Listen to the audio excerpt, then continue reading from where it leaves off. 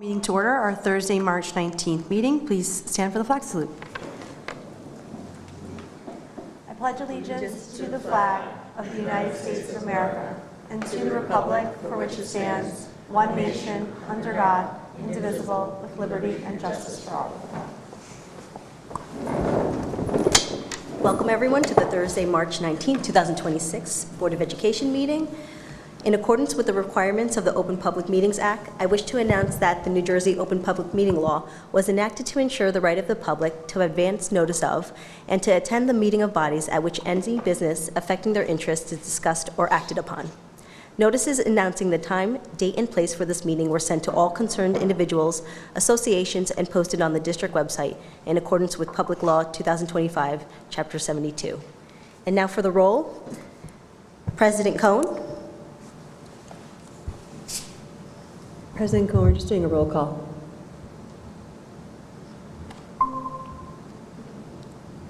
President Cohen, we're just doing a roll call. Oh, let me come back. Vice President Kelly. Here. Mr. Cho. Here. Mr. Gunderson. Here. Mr. Hanley. Here. Ms. Justice. Here. Mr. Maecha. Here. And President Cohn.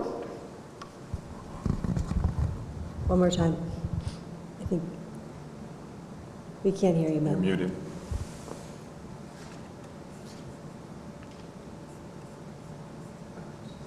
All right. I physically do see her. Okay. She's raising her hand, is that She's correct? raising her hand All as right. she's present. Thank you. Okay. We have a quorum. Okay, great. We will start off with presentations. Superintendent Huff. Thank you.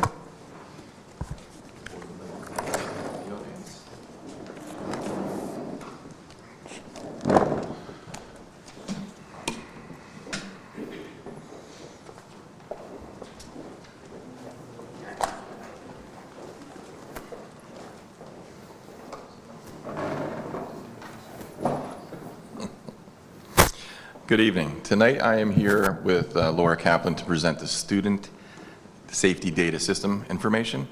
This is the old violence and vandalism report that we're required to report out incidents of twice a year. This report is for the first reporting period, which runs from September 1st, 2025 to December 31st, 2025. And some of the categories that we're required to record data when we have these incidences in school and then report to the state and then again publicly, you see here, violence, things like assault, fighting, kidnapping, robbery, extortion, sexual assault, threat criminal, weapons, threat simple, and sexual contact.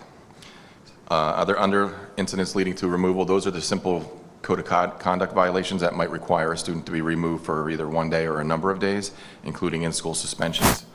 Vandalism, you see the topics there, theft, arson, trespass, property to damage, damaged property, I should say, computer trespass, and false public alarm.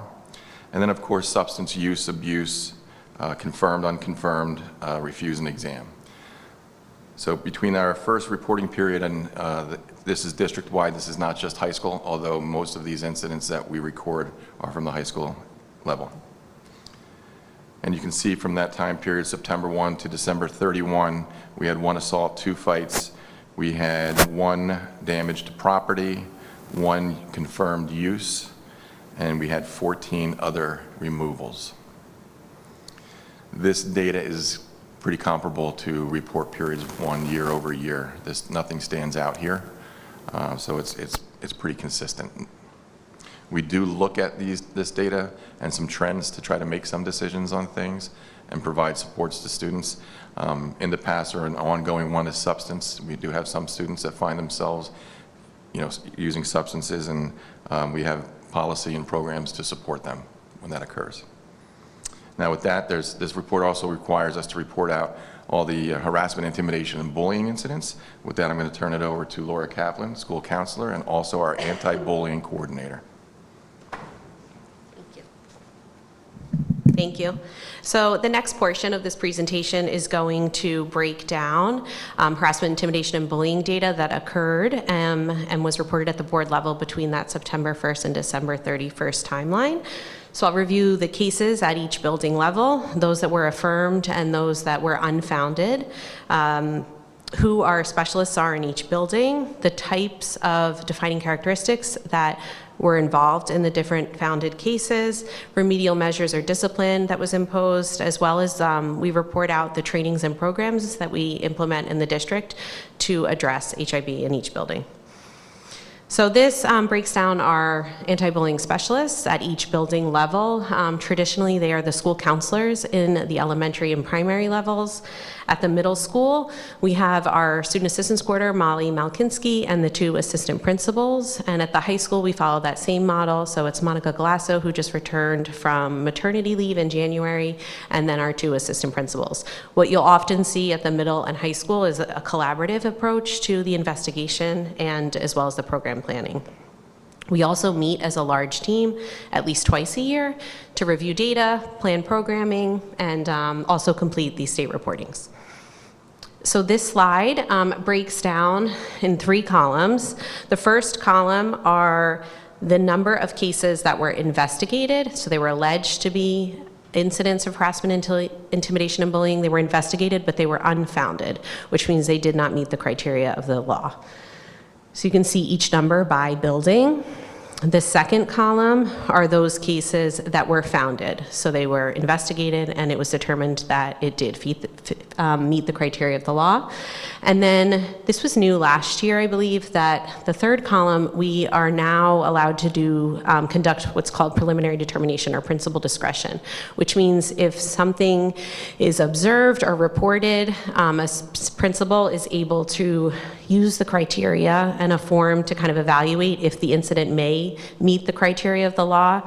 If they feel pretty obviously that it does not, then they can use their determination to deal with it rather as a code of conduct or maybe through counseling or other remedial measures. So we complete a predetermination that's approved by the principal and by Superintendent Huff.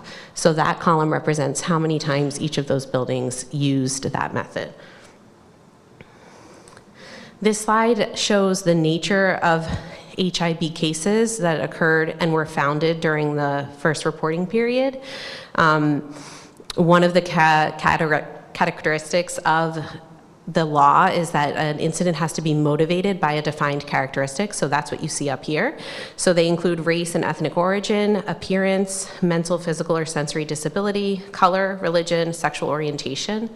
Some of those might involve one incident that hits multiple prongs, you can see that.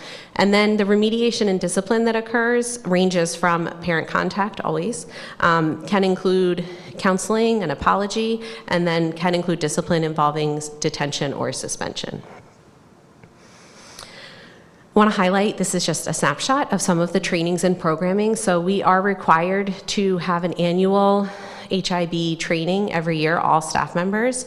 We do that as part of our initial training at the start of the school year, and then each building does a staff training specific to the policies and procedures. And then we also do a student training at the start of the school year. So those happen every year. We also do annual suicide prevention training and digital safety. I want to highlight just a few of the programs that might be new this year. There's the ones that stick around every year, like Red Ribbon Week, Week of Respect that we celebrate in October. This October, we brought in a program at the high school, One Love, where one of our students, one of our seniors, through her student club, partnered with the national organization to bring in the CEO to present to all of our student body and our parents on dating violence, so that was wonderful. And then also want to highlight our unified programs, where we partner our general education students with our special education students, again, creating an inclusive environment through electives and sports and physical education. And then we have our advisory and Thrive programs at the elementary level and morning meeting time, where we put in kind of targeted lessons based on what we're seeing in those buildings and to kind of respond to the needs that we're seeing in the classroom. And that's it.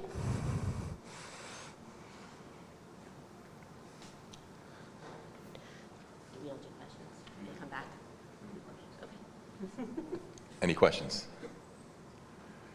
Yes, Ms. Justice. One question. The vector training courses, are those actual modules that students would take? And could you give us an example of what those modules might be? Sure. So that is exclusive. Oh, the question was the vector training courses. Are those modules that students complete, and an example of one? So those are at the middle school, and it's an online platform software that what will happen is based on the incident, if we know that it's founded, they'll choose from a class a course that's listed there. So one might be like using appropriate language, or something like impulse control, something like that, right? So they'll look at the incident, what motivated the incident. They'll find a course that's appropriate. Students and parents are informed about the course. They're supposed to complete it, and then they have kind of a reflection with their counselor. So they'll meet with their counselor or the student assistance coordinator to kind of just talk through what they learned from it. And that's a way for us, the goal is obviously to stop the behavior and to help students kind of reflect on that and move forward. So we find that to be more meaningful than a detention. So that's, at the middle school, you'll see that quite often. Is that the only course that's dedicated to anyone found in violation or with a HIP, or is that a general? So the question was, is this the only course used for students found in violation? I believe it's also used sometimes for suspensions that might not be related to HIB, but might be related to a code of conduct violation. They would use that for either. Mr. Mejika?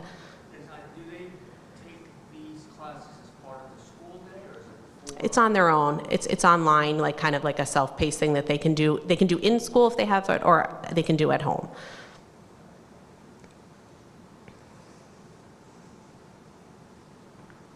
All right. Thank you.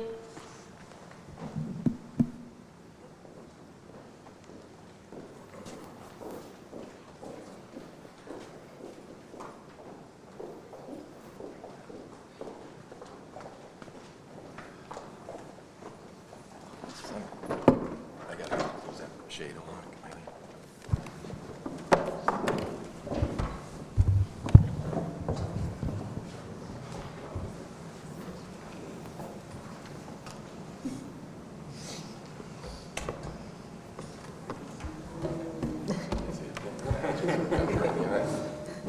You don't want me saying this. Okay, we are going to move on to the president's announcements. Ms. Cohn, do you want to see if we can have you do those from Yes. your computer? Okay, perfect. Can you hear me? Yes, we can. Thank you. So good evening, everyone. I'm away at a work meeting this month, so first, my thanks to Vice President Kelly for filling in for me in my absence. Earlier this month, on March 10th, Vice President Kelly and I took part in a coffee and conversation with members of the community. First, I want to thank everyone who took the time to join us. We had a thoughtful group of parents and community members there, and the conversation was serious, engaged, and productive. The Vice President and I value these open discussions. They give us a chance to hear directly from people about what is on their minds. A number of topics came up. People asked questions about the budget, including health insurance costs, and whether other approaches should be considered down the line. There was discussion of how the PSAT was administered this year and how it might be adjusted in the future years.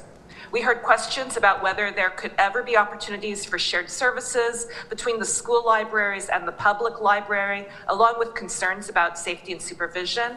We also heard concerns about the possible impact of immigration enforcement activity on students, families, and staff, including questions about safety, communication, and mental health support. There was also comments about lunch fees, including appreciation for recent efforts to address them. We had a thoughtful conversation about how AI will impact our students' futures and how we might prepare them for it, and also heard concerns about moving too quickly around AI integration in curriculum without enough thought and care. And on a very practical note, there was concern about students carrying backpacks that are simply too heavy. These conversations are valuable to the board. They help us understand how district decisions are impacting families, what questions remain unanswered, and what issues people are facing. These conversations absolutely inform our thinking. Vice President Kelly and I take what we hear seriously. We share what we learn with Superintendent Huff and board committees, and we reflect on it as we make decisions. Sometimes what we hear confirms that we need to communicate more clearly. Sometimes it highlights a real area of concern, And sometimes it brings forward a practical idea that deserves a closer look.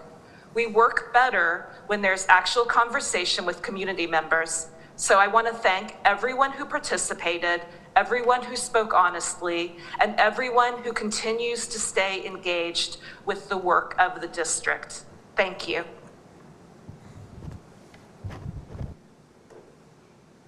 Thank you, President Cohn. We will now move on to the superintendent's report. Thank you, Vice President. I am pleased to share a number of highlights from across the district as we approach spring break. At the primary centers, they continue to foster a love of reading and learning. Washington Primary Center hosted another successful book fair with a very well-attended evening event that included a special story time with Mr. Kozak in his pajamas. And additionally, our students are currently engaged in a lesson about prominent women in history for Women's History Month. And our district-wide celebration of Read Across America was completed successfully with guest readers and door decorating contests and a shared appreciation for literature. In the elementary schools, Franklin Elementary saw a wonderful example of cross-school mentorship last week as our Franklin Elementary students explored the essentials of digital safety alongside Summit High School peer leaders. Furthermore, over the weekend, one 4th and one 5th grader student showcased their exceptional talent in the production of Mr. High School Musical Junior. In Jefferson, following their Read Across America Week celebration, it featured vocabulary parade, a Jefferson's Actors Guild composed of 4th and 5th graders, and they'll be performing their original play, Albright Comedy or Tragedy, written by Mr. Flaherty. Perfect performances will be held tonight, March 19th, and this Friday, March 20th. In Lincoln Hubbard, they also celebrated Read Across America Week with Spirit Days and Vocabulary Parade. We are eagerly anticipating their musical production of Madagascar, which opens Friday, March 20th. This week at the high school, the juniors were focused on taking mandatory NJ-GPA tests in mathematics, ELA reading, and ELA writing, which is a critical step toward meeting their graduation requirements. On the competitive front, our speech and debate team excelled at the New Jersey District Tournament last week with 3 students, Jenna Schulman, Georgie Stevenson, and Emily Vector, qualifying for the national tournament in June.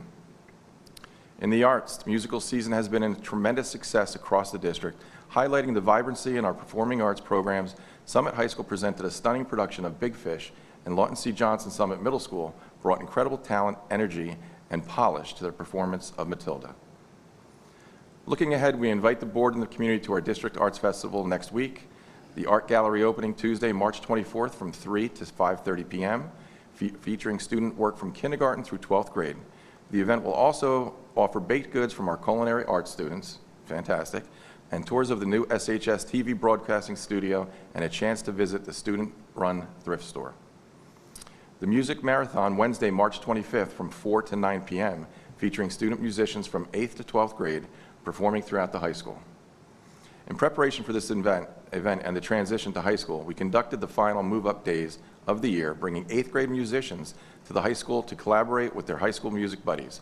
Lastly, we are looking forward to the All-City Elementary Band and Orchestra performance right after spring break on April 9th at the middle school. And we are looking forward to spring break, which I remind everybody is coming March 28th to April 5th. And that concludes my remarks. Thank you, Superintendent Huff. Can I please have a motion for the suspensions and HIB investigations for the period cited on the agenda?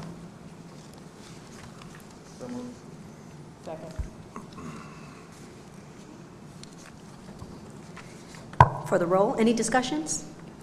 Mr. Maecha? Yes. Ms. Justice? Yes. Mr. Hanley? Yes. Mr. Gunderson? Yes. Mr. Cho? Yes. Vice President Kelly? Yes. President Cohn? Yes. Okay, motion's carried. Thank you. And now we will move on to the Student Board Representative Report. Lillian Headley, thank you.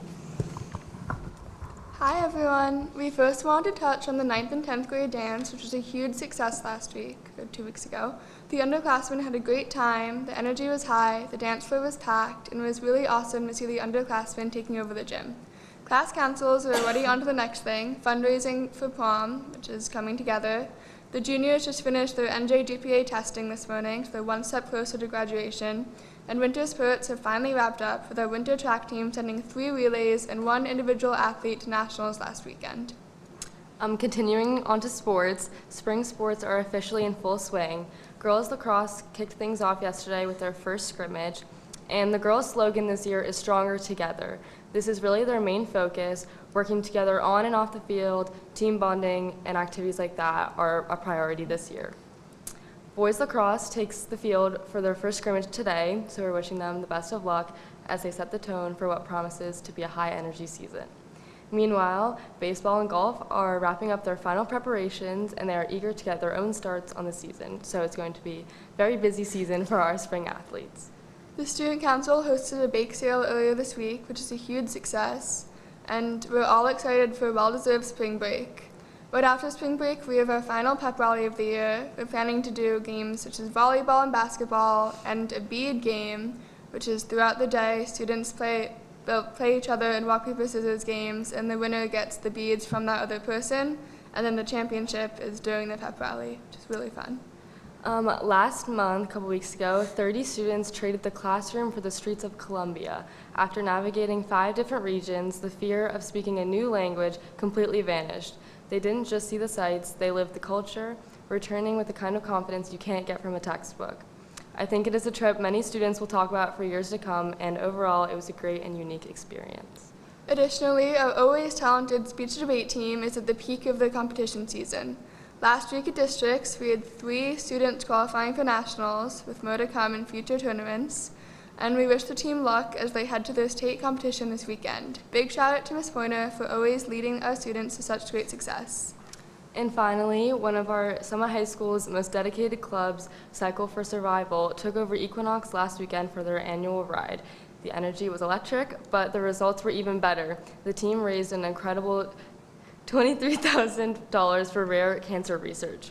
We are so proud of our students for returning their sweat and effort into a massive contribution towards a cure. Thank you. Thank you. Thank you. I know President Cohen usually lets you leave early, but you can't now. No, I'm joking, you can go. Thank you so much for your report. We're going to move on to additions and revisions to the agenda. Thank you. Thank you. Addition includes under school board operation, approval of the special education Medicaid SEMI corrective action plan for the 25-26 school year. Thank you. And we will move on to committee reports. The first would be education. The Education and Student Activities and Services Committee met on March 12th at 12 noon for 40 minutes. The committee members in attendance were Superintendent Scott Huff, Director of Curriculum Heather Rocco, and board members Melanie Cohn, Walida Justice, and myself. The first topic was the school calendar. With 3 snow days used, the last day of classes will now be Wednesday, June 17th. There will not be any changes to the LCJ, SMS, and Summit High School graduation dates, which are June 17th for LCJ, SMS, and June 18th for the Summit High School. The New Jersey Graduate Proficiency Exam adjusted and the NGSLA schedule. The New Jersey Department of Education announced changes to the testing procedures for both assessments, which did require changes to the scheduled testing days for the students. In order to provide the most appropriate testing environment, the NJ GPA assessment will be held in the mornings over 3 consecutive school days, which is happening right now this week, instead of the originally scheduled 5 days. And then for the NGSLA testing for the grades 3 through 9, the testing will also be 3 days. The building principals did communicate the dates to their families and guardians. Number 3, the recruitment and networking fair. The district's annual staff recruitment and networking fair was held last week on March 12th. Prior to the event, approximately 65 people had signed up. The fair has proven to be a great source of potential new hires for our district. With the shortage of teachers and the competitive hiring environment, marketing our district is more important than ever. It was held here at the library. The next topic is the Summit Wellness Symposium. Our second Summit Wellness Symposium is scheduled for April 12th. This event is a biannual event. The last one was in 2024. Planning for the event, topics and speakers in process now, and more communication will be shared with the community. This is a community-wide event including organizations outside the school district. Next topic is the Summit Collaborative professional development curriculum. The last scheduled PD session for staff was held on March 9th. District administration is now soliciting feedback from participants on how the revamped professional development training program was received. The goal is to continuously update curriculum and format to maximize the learning experience and training for staff. And the next item is the Student Safety Data Systems and HIB presentation, which was shared tonight with the board. And then lastly, the disproportionality status update. Based on the data from the prior school year, our school district was cited for a student subgroup being subject to disciplinary action disproportional to other students. As a result, the school district is required to assess the issue and seek to remedy the situation. Administration is researching vendors who can provide guidance on staff training and student support systems to reduce the need for disciplinary actions overall. There are no items requiring board action, and the next meeting will be held on April 9th at 12 noon. Any questions from the board or comments? Thank you. Thank you, Mr. Cho. Moving on to Operations Committee, Mr. Henley. Thank you, Madam Vice President. Last night was the culmination of the efforts of the Operations Committee as we presented the final budget, which was projected at an increase of 4.93% of growth.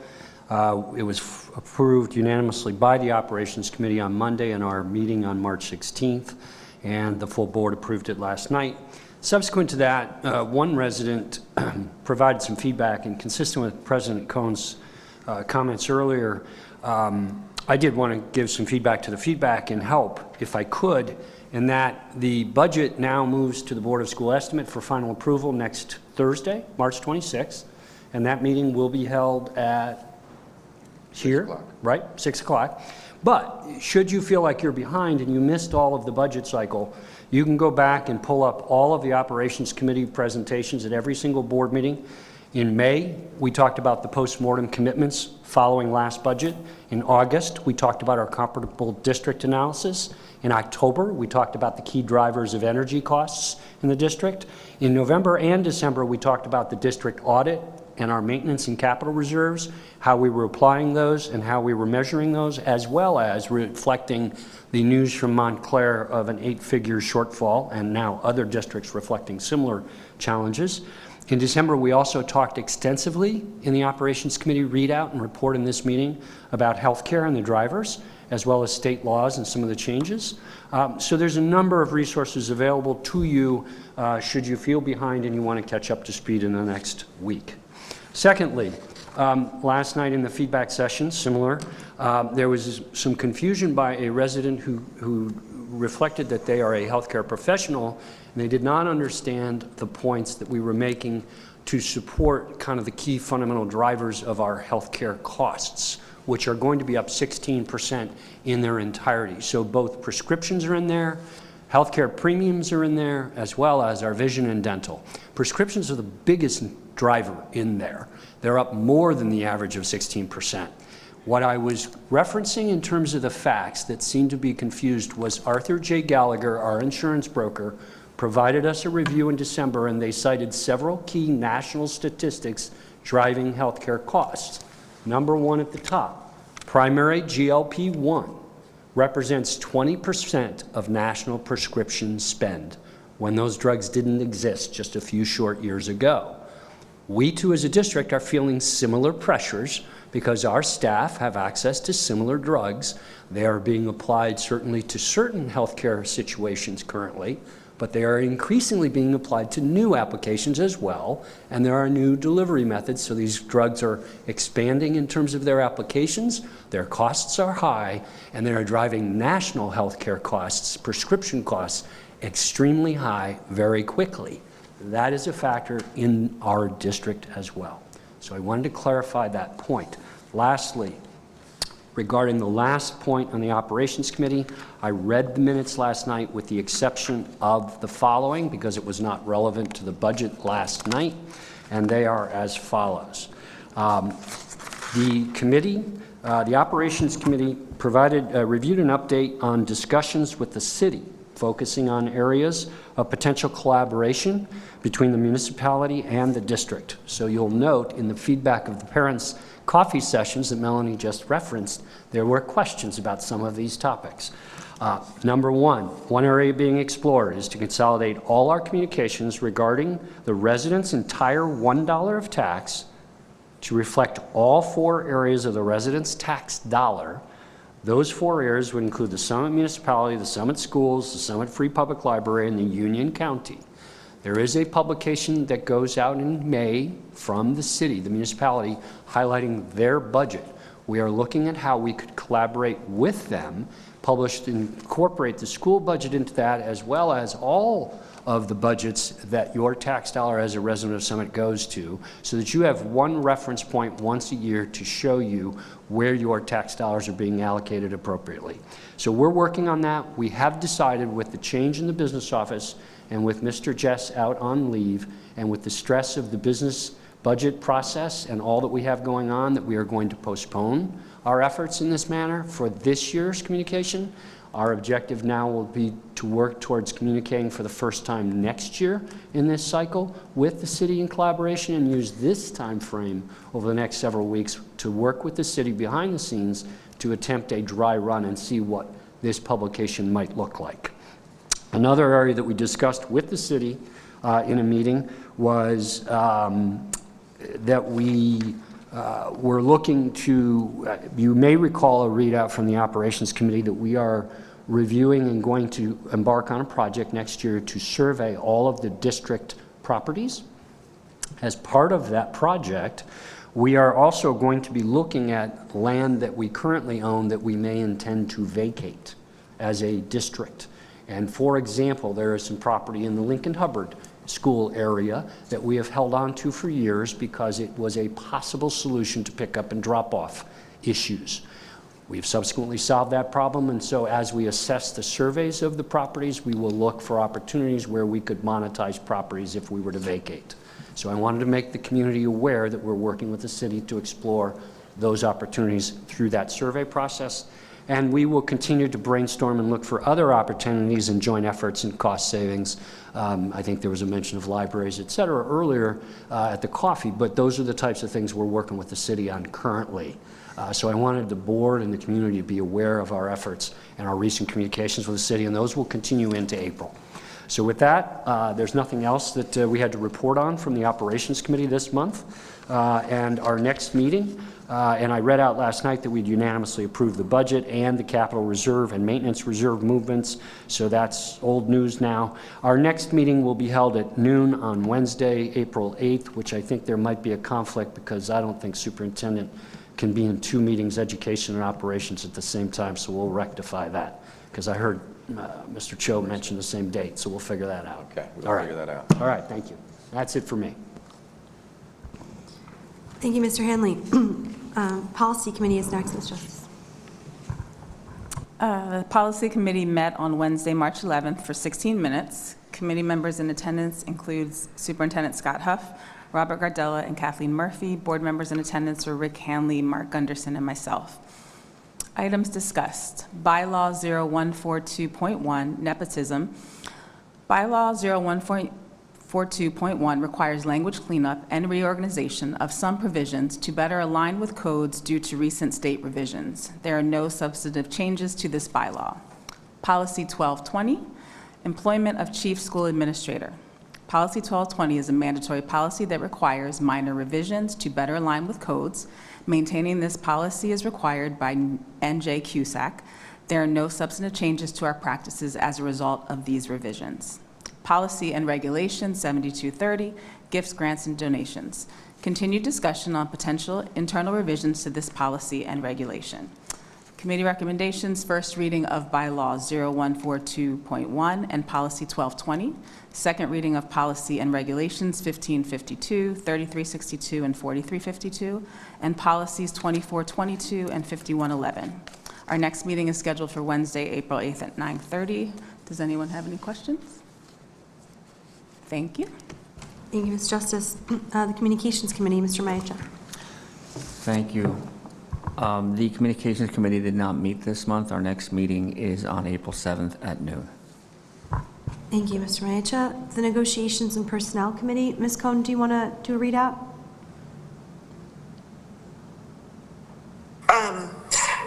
If you don't mind, that would be great. I don't actually have the date in front of me that we met.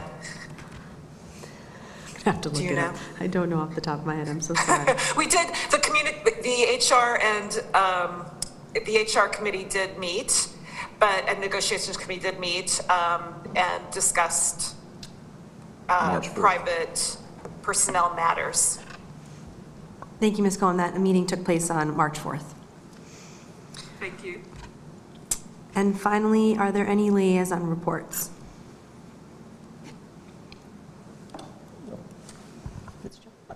Yes, I participated in the SCF board meeting 2 weeks ago on March 8th. The SCF Spring for Excellence, the major annual fundraiser event, was held this past weekend on March 14th. And also the spring grant cycle deadline was last week, so the grants committee is busy reviewing, and it'll be May when the grants are announced for the spring grants. Thank you, Mr. Cho. We will now move on to public comment. Ms. Sarno. Yes. Some ground rules. Anyone wishing to speak shall first seek recognition by the presiding officer. Please come to the microphone and state your name and address in a clear, audible tone for the record. Please direct all comments to the board president and not an individual member of the board. Please remember to conduct yourself with decorum and respect when speaking and addressing the board. Unless additional time is granted by the board president, please be respectful and keep your comments to 3 minutes or less. In addition, please note that this portion of the meeting is for public comment and not meant to be back and forth. Thank you, Ms. Sarno. Thank you. Do we have any public comment for items on the agenda?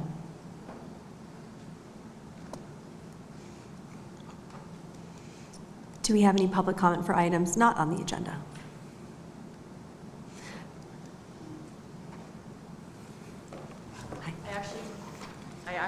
Hi, my name is Barbara, 1 Little Wolf Road. Can you hear me? Sorry? Oh, yeah. I actually apologize. I didn't look at the agenda ahead of time, so that's why I wasn't sure if it was on the agenda. It is relevant, though, to the issue of revenue and revenue streams and thinking out of the box as it relates to our conundrum of rising costs and taxpayers' concerns about on increasing taxes. An idea might be to diversify our revenue streams. And I bring to you, last year, about this time, I was looking for a volleyball court because my daughter's volleyball club was, Kent Place was doing construction and they were not available. And it turned out, as when I came to the town of Summit, I asked, or the school, that we don't, at least at that time, don't rent to for-profit entities. Now, I don't actually understand a policy that says only not-for-profits and not for-profits, because in my experience, having worked in both, neither has a corner, neither can argue that they're better than the other. Both have problems with integrity, or both strive for equal amounts of integrity. The reason it matters is because for me, I would like for the board to consider changing that policy so that we can actually broaden the scope of people who can access our assets. And so what started off as a little idea, I'm proposing to you, could become maybe a revenue diversification idea. So it turns out that floored gyms are actually really hard to come by in New Jersey. It makes sense because land is a premium. The fair market value, the list price for a volleyball court for an hour is $150 in our area, and it's increasing because of all the costs that are going up. The fair market value when you rent over time is probably more around $100. So if you're looking for 1 hour, it's $155. If you're a club that's looking for a commitment over time of 4 or 5 months of several hours, it's probably around $100. If you took a map of New Jersey and you looked at Summit, you would see that there are no volleyball clubs in our area anymore. It used to be that Kent Place was a place, but now they've limited the amount that they'll do there because of construction and other things. you have to drive 7 or 8 miles to the north or 7 or 8 miles to the south to the Edison area or to the places basically where there are warehouses and where land is less expensive. And so I think that we have the opportunity to actually monetize what are today cost centers and turn them into assets that we can make profit off of. And I think we can do it safely. You're probably, all the lawyers are like, oh my God, what about liability? So this is just what clubs do. Basketball, turns out basketball courts are the same value, and they are as hard to come by as they are for volleyball courts. The clubs for volleyball require that the clubs carry liability insurance. That's all included in the cost. And I'm pretty sure when I started running the market potential, so I'm a marketer and potential's what I love to look at, the numbers were so big I actually got a little scared that I was overestimating, because basically there's that much demand in this area of New Jersey. Like, I actually think that we could become a center place for our kids. And I also think from a parent standpoint, the other thing that we're not contemplating is the benefit to parents of not having to drive 40 minutes to the north or 40 minutes to the south, which is what's happening right now. So we could start small with one club. I think we could have it be year-round between men's volleyball, girls' volleyball. There are different seasons. Basketball is also different seasons. I actually think that we could turn this into, if we did it carefully, slowly, where the community was okay, a couple of $100,000 a year for the high school and maybe more for the other assets that we have. So the idea is, let's take our cost centers and turn them into profit centers. Thank you. Thank you very much for that idea. Are there any other comments, public comments for items on the agenda? Okay, can I please have a motion to close public comment? Second. Any discussion? For the roll, Ms. I'm sorry, I did want to make a couple of quick comments. First of all, thank you very much for taking the time to come here and provide ideas that that can be thought of and we can benefit from working together. So thank you so much, and I would recommend, if you haven't already, if you could send an email to probably our chairman, our ops chairman, Rick Hanley, so that we have your contact information and we could bounce ideas. But certainly much appreciated. Thank you. It's refreshing to hear somebody come and provide some possible solutions. So thank you. I did want to make a quick short statement regarding some of the feedback from last night. So I wanted to read that so we would have it here as people may see the recording in the near future. As a member of the Operations Committee, I want to thank the administration, Superintendent Huff, and the rest of the Operations Committee for the process, and we were able to really reduce, really be responsible with the tax levy. And there was a lot of feedback around the fact that we could have made the tax levy higher, and why not? And I think we take the responsibility of taxing our residents very seriously. And we tax based on need, responsibility to ensure that we deliver what we need to deliver to our students, but we don't tax for the sake of taxing or because we can tax. I think it has to be justified, right? It has to be balanced and responsible, because once we raise a tax, it is cumulative. We're raising the base going forward. So it's a tax that keeps on giving. So it's very important that the community realize that the easy way out is always to just tax everything and everyone, right? But we, along with the administration, we're partnering to ensure that we have a responsible way of ensuring we provide what is needed, the resources that are going to make our students successful, keep them successful, but then also are responsible and fair to the people that allow us to provide this education, the Summit taxpayers.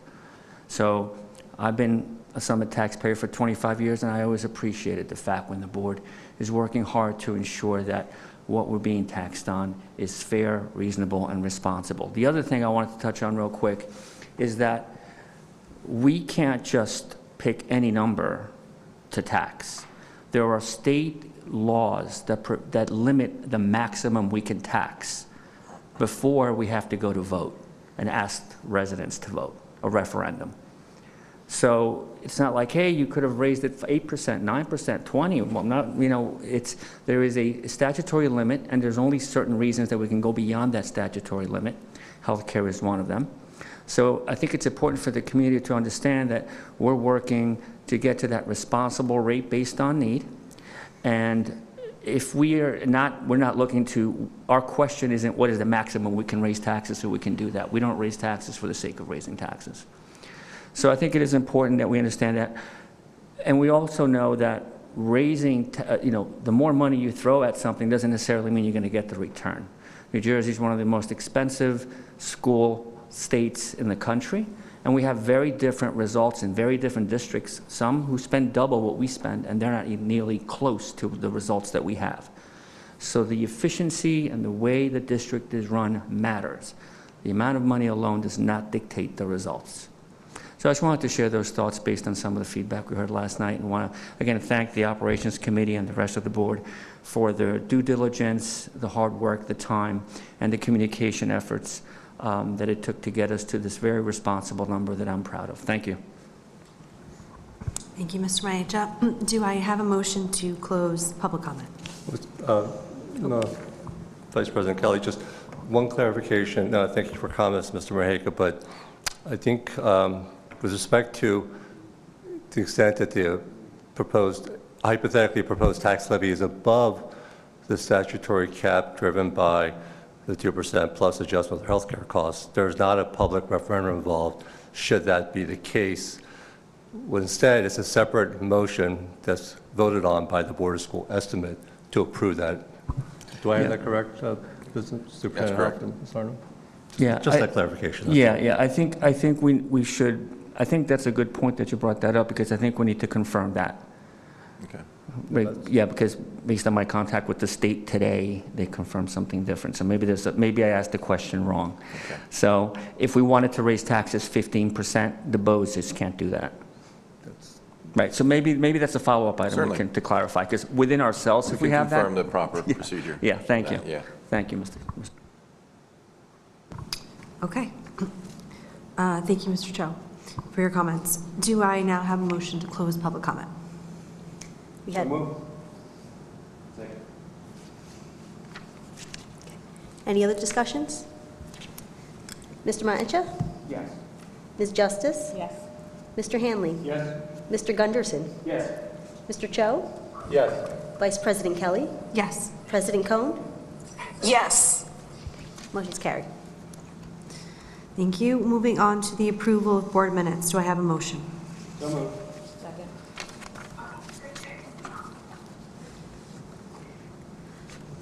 For the roll, Mr. Maecha? Yes. Ms. Justice? Yes. Mr. Hanley? Yes. Mr. Gunderson? Yes. Mr. Cho? Yes. Vice President Kelly? Yes. President Cohn? Yes. Motion carries. Thank you. Moving on to curriculum and instruction, a motion for items A and B. So moved. Any discussions? For the roll, Mr. Maecha? Yes. Ms. Justice? Yes. Mr. Hanley? Yes. Mr. Gunderson? Yes. Mr. Cho? Yes. Vice President Kelly? Yes. President Cohn? Yes. Motion's carried. Thank you. Moving on to finance, items A through M. Can I please have a motion to approve? So moved. Second. Any discussions? For the roll, Mr. Maecha? Yes. Ms. Justice? Yes. Mr. Hanley? Yes. Mr. Gunderson? Yes. Mr. Cho? Yes. Vice President Kelly? Yes. President Cohn? Yes. Motion's carried. Thank you. Moving on to school board operation. Can I please have a motion? So moved. Second. And for clarification, that's items A and B. Any discussions? Got it, yeah. Okay, for the roll, Mr. Maecha? Yes. Ms. Justice? Yes. Mr. Hanley? Yes. Mr. Gunderson? Yes. Mr. Cho? Yes. Vice President Kelly? Yes. President Cohn? Yes. Motion is carried. Thank you. Moving on to personnel items A through, apologies, Z. Could I please have a motion? So moved. Second. Any discussions? For the roll, Mr. Maecha? Yes. Ms. Justice? Yes. Mr. Hanley? Yes. Mr. Gunderson? Yes. Mr. Cho? Yes. Vice President Kelly? Yes. President Cohn? Yes. Motion's carried. Thank you. And policy and regulations, the first and second reading. Can I please have a motion? So moved.